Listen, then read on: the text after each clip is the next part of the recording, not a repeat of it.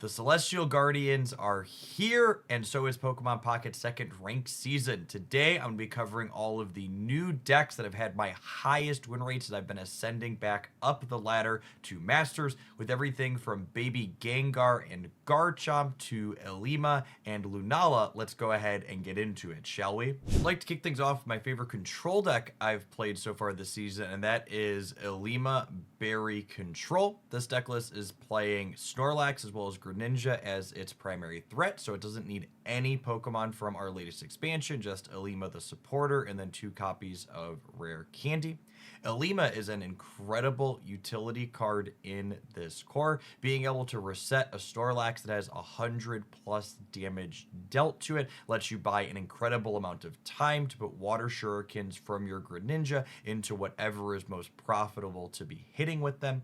It also gives you the surprise ability to essentially retreat your Snorlax for free, not only resetting the damage on it, but getting it out of your active spot so you can move up a Kangaskhan or a Greninja that's ready to attack to get a burst of damage that your opponent often isn't going to be ready for. This deck list puts your opponent into this rather interesting squeeze where, so long as you have at least 1 energy on your Snorlax, they have to both be ready for you to reset it or smash them for a massive amount of damage with Berry. Because there's so many Pokemon with 100 plus HP in this deck list, in tandem with Ilima and all of your things being 1 point, your opponent's regularly going to have to deal over 400 points of damage to have a shot at actually beating you down. If you like the idea of playing Ilima, but you don't love control decks, then this Crobat Arceus build might just be the one for you. Ilima in particular feels like it solves 2 big problems that this deck has had in the past. The first is that the games where you lead on Arceus often felt really bad because you want to be giving up 1 knockout point Pokemon to start and then finishing on your EX. And if they got any amount of damage on Arceus before you could pull it out of the active spot, it was always vulnerable to a Cyrus for the remainder of the game. With Ilima, you can go ahead and leave it in that lead spot and even let it take a couple of shots of damage before picking it up and moving either a Crobat or a Kangaskhan up to start dealing points of damage. Speaking of Crobat, it gets a big boost with Rare Candy in this expansion. You can start pumping out 30 damage from the bench on the second turn, or if you get it into the active spot, 80 points of damage starting on turn 2 is an absolutely massive amount. It is why Executor EX had shown in the past, and this deck list gets to do it with a 1 knockout point Pokemon in a hyper efficient way.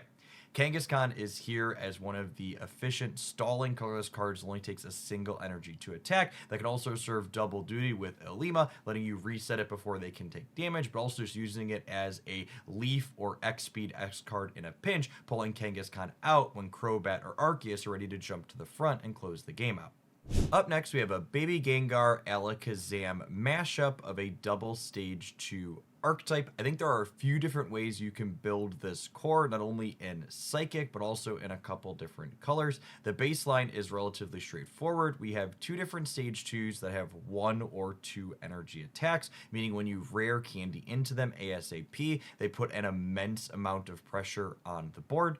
Gengar's Bother attack not only does a solid amount of damage, but it's also fairly disruptive, and Alakazam cracks your opponent's lead Pokemon for a solid amount, while also getting chip shots and anything they're powering up on the bench, making it softer when they finally move it up to the front. One of the big strengths that these decks have is the fact that they have pretty high HP single knockout point Pokemon, and the 130 HP on Gengar and Alakazam is especially noteworthy, with Solgaleo running around dealing 120 in 1 shot. This deck list both has aggressive draws that runs your opponents out of the game if they stumble a little bit, but you can also go long since you have high HP and all single knockout points to go around.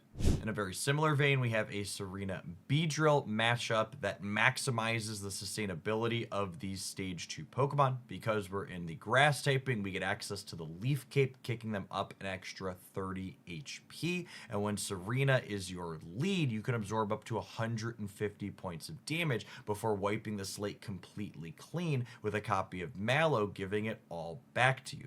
You'll note that we're playing a split of 1 Baby Beedrill and 1 Beedrill EX. This is because under ideal circumstances, you only ever want Beedrill EX to be your finisher, always giving up 2 single knockout points to start. Baby-Beedrill in particular, dealing 70 damage, is a phenomenal breakpoint into a lot of the copies of Oricorio that are running around trying to punish people playing EX Pokemon. Next up, we have an all-in Garchomp EX variation focused on getting this dragon into play ASAP. Rare Candy, letting you kickstart into linear attacks on the second turn of the game, gives you immense amount of control over the board. Your opponent cannot set up anything safely without the threat of Garchomp running it out of the game very quickly. We are maximizing our chances to find our Chomps with 2 copies of Iono and a Pokemon Communication, and then we're minimizing our chances of that Garchomp going down with 2 copies of Cape and 2 copies of Lily to give it a bunch of sustain.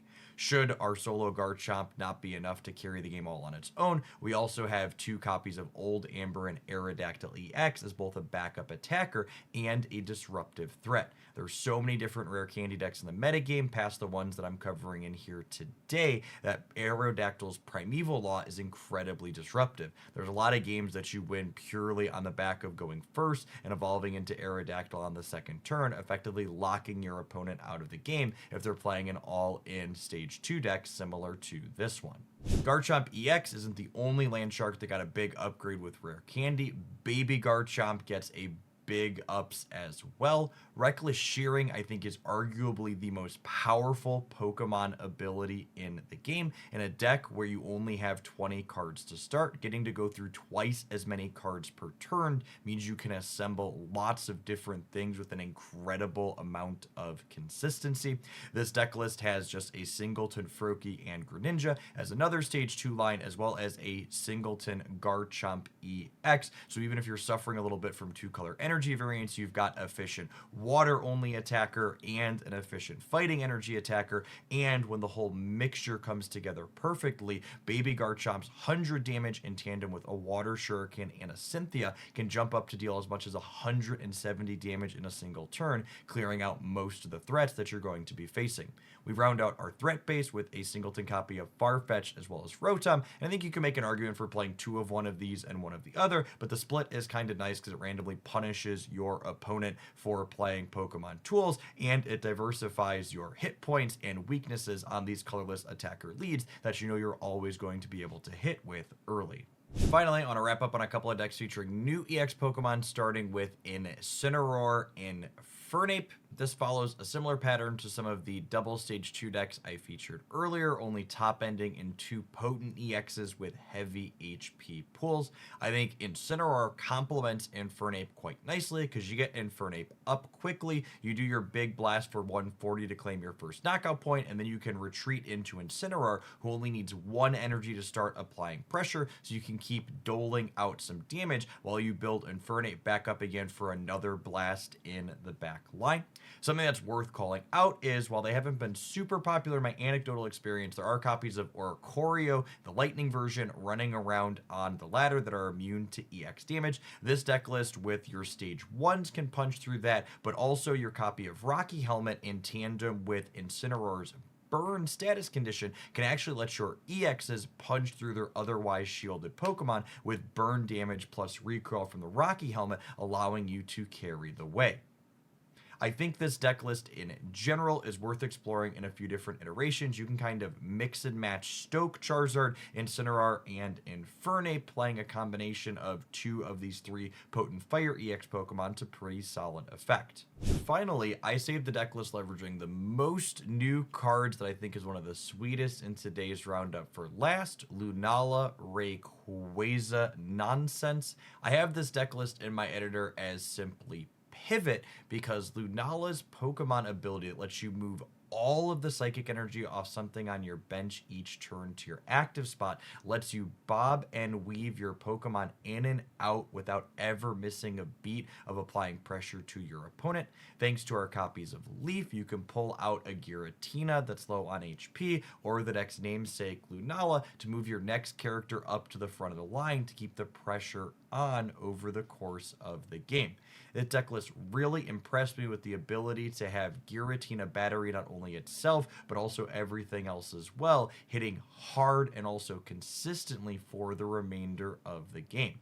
Rayquaza EX started off as something of a meme just because I only wanted to play this new card from the promo pack, but it genuinely impressed me over the course of the games that I played with it, attacking past things like Darkrai and even getting us out of some sticky situations against opposing copies of Oricorio, thanks to my opponent playing out bench Pokemon before they saw my dragon on my side of the field, which is a little bit of a tip. Anytime you're playing against Lightning Energy, you're going to hold Rayquaza back whenever possible because Oricorio is always going to be possible in those matchups. One tricky thing to note when sequencing with this deck, though, is that Lunala's ability can only pull energy off of Psychic Pokemon, so whenever possible, you want to be finishing on Rayquaza as opposed to investing your energies into it early, because once they get on our colorless dragon, they're going to be staying there for the remainder of the game.